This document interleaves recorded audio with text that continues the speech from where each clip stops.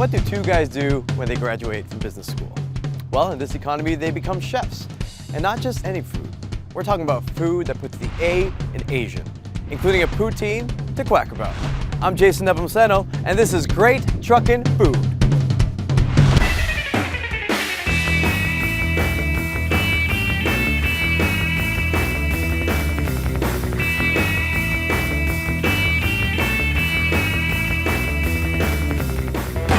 Me.N.U, Asian Fusion, Alan, Jason. Alan, man, I'm amped. I'm psyched. All the above. I can't wait to try the food. I can't wait to make the food if you let me. Yeah. But I gotta ask, graduates from business school, why cooking? What motivated you guys? Well, we definitely got our influence from watching a lot of the Food Network and seeing how much fun they had, so we decided why not get into food business and start a food truck. Myself and Brian, my best friend since grade 4, we started this business together, and we just wanted to put a nice street feel to it. So all the places that we've traveled to, including the places that we've worked for, so Toronto, you got LA, you got Singapore, Thailand, and Malaysia. Has there been any training for you? No, not really. Like, we had to travel off to Asia for around a year. And volunteer for a lot of the street food vendors. And we took a lot of cooking classes while we were abroad, and we came back with all of these skills that we sort of put into this food truck. Where are we headed today? We're headed to Toronto Underground Market. It's gonna be a crazy time. It's one of Toronto's best food festivals.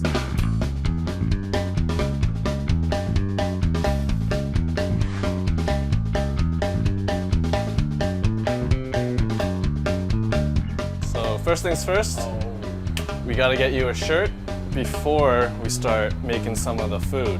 So here's your Me.N.U food truck shirt. Oh, I'm in uniform. Get in uniform. Oh yeah. Woo. Looks good. So we're gonna be making our famous fried rice balls, which is Asian fried rice. And then we put it in a ball, then we stuff it with cheese.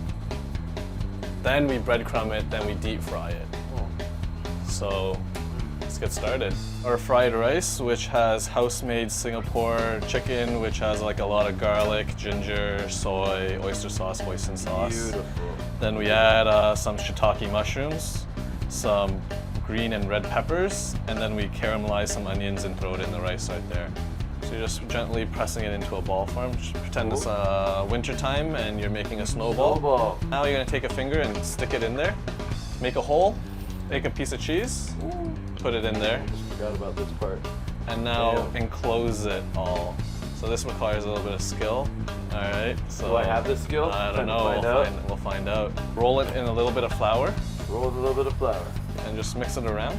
All right. Make sure it's nicely covered in flour. From there, we're gonna put it into our egg wash. Just right in there. Yeah. Boom. Now you're gonna put it into this panko. So we're gonna take our rice balls that we just made, and we're gently, with care, gonna put them into our fryer. Drop them in.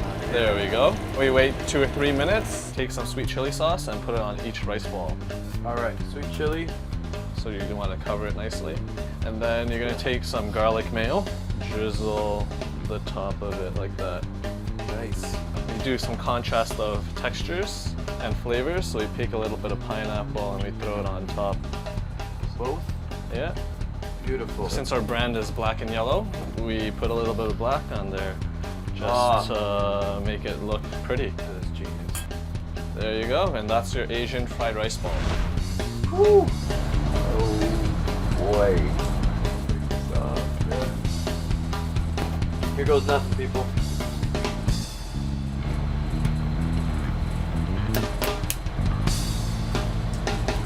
Wow.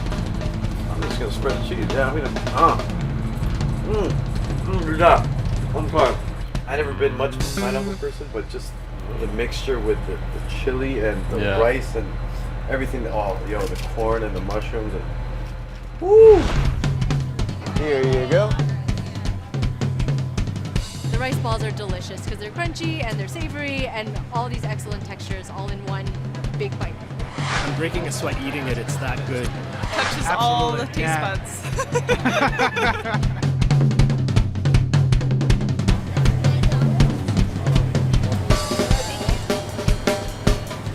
We're going to be making our Peking Duck Poutine. Oh, man. Yeah. We're just going to drop these fries in. Okay.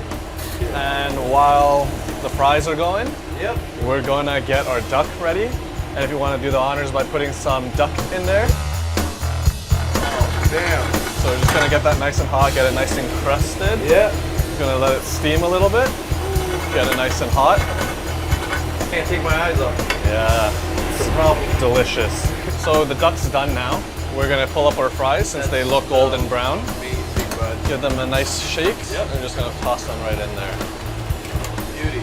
Cheese that we're gonna put on top. Cool. Where's this cheese from? It's actually smoked cheese, so smoked mozzarella cheese. Mozzarella cheese, people. We call this actually the smoking Peking Duck Poutine. Obviously, poutine, we're gonna need some gravy. And what kind of gravy is this? This gravy, we take our beef brisket that we braised for 12 hours, we take all those juices and we make it into a gravy. And then we don't even stop there. We infuse it with a little bit of hoisin sauce, so it's not just gravy. Hoisin's in the sauce as well? Hoisin's also in the sauce as well. Okay. I take some of this duck that we just put on the stove. I'm gonna put it on top. I'm gonna spread it all over the place. Peking duck, you gotta have the crispy skin. You gotta have the crispy skin. If you wanna take a handful of our duck crackling that we make in-house, spend a lot of time cutting into small pieces, then frying it up, spread it all over the place. Oh, wow. Right? Is that enough? Yep. And you know that Peking duck always has green onion inside the pancake, right? Already know. You guys know that too, right? We know that. Garnish the top of it. Okay. Yeah, that's perfect. Good. And there you have it. That's our Peking Duck Poutine. Here we go. Get a little green onion there.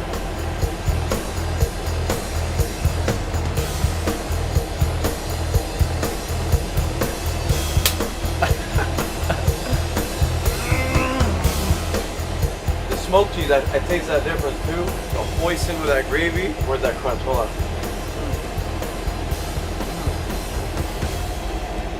Whoa. Okay. Jared! I think the sweetness of the duck, that was kind of nice, because usually with poutine you get your salty, right? So they added a little something else, which was nice, yeah. The crispy duck skin was really nice too. I like meat. I like fries. The gravy smells great. It smells from the truck. So green meat, fresh fries, and the crackling on the duck, phenomenal. Really, really good. Really, really good. I think it was Canadian with a flair.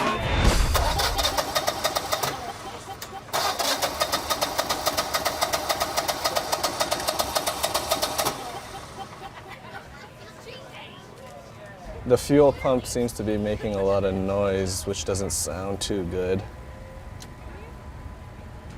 It's an electronic pump.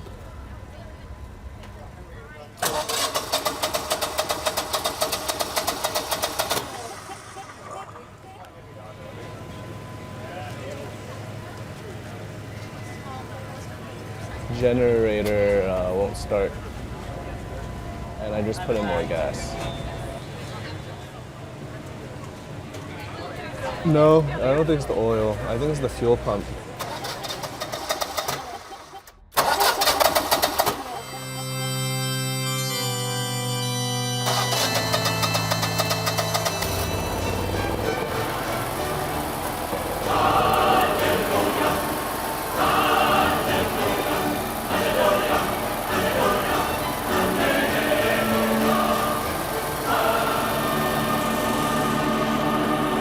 That's good news.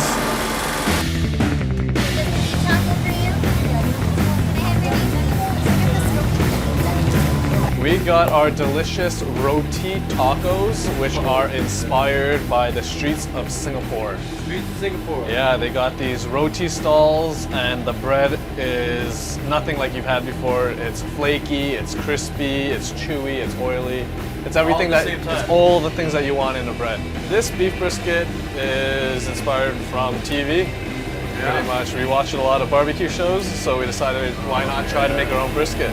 We put this in the oven overnight for 14 hours. Then we pull it by hand to get it nice and warm. All right. How am I doing? That's good. Just leave it like that. So we're gonna take some of this pickled carrot. We're gonna put a little bit of kimchi on the taco. Yeah. It'll be a little bit of spiciness and a little bit of crunch. What is kimchi? It's a fermented pickled cabbage from Korean people. Let's put some meat onto the taco. Right on top. Yeah, Oh. right on top. Spread it More, out. is that So good? that's good. We're gonna take some of our special house-made Korean barbecue sauce, and we're just gonna flavor that meat right there. All right. Sweet chili. Sweet And chili's back? Sweet chili's back. Oh, yeah. And we're gonna mix it. Oh, Mix our slaw. Looks good? that looks great. Yes, All it right, does. so now how about you take some fried onions and just put it on top. This is pesto, cilantro, aioli. And now everything needs a little bit of greens, so if you want to take a sprig of cilantro, a couple of leaves, and just Yeah. put it on top. There you go. There you go. Good. Okay. That's our roti beef brisket taco. Please enjoy. last one. Yeah, last All right, one. brother. Let's go. We're 2 for 2 so far. Let's see how this goes.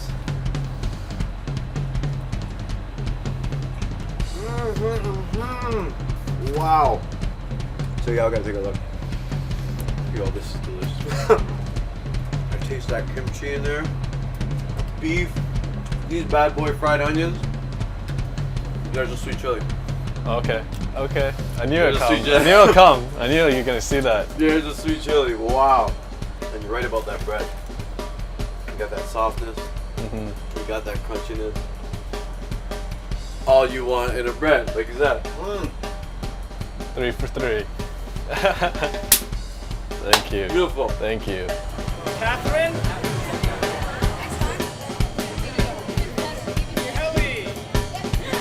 It was like the form of a taco, but everything inside of it was different.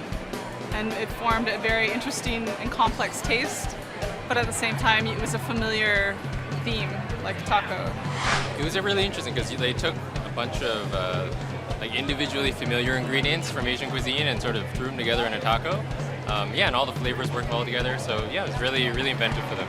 It was perfect. Instead of a tortilla, there was a roti. So the roti was nice and thick. It held the taco together. Instead of just it falling apart in my hands, it was just delicious. It was just right to the last bite. What can I say? I'm gonna say it in a bit. You didn't get into the business world. Kind of left it in a way. But obviously you know your food. And ladies and gentlemen, business is good. Business is good.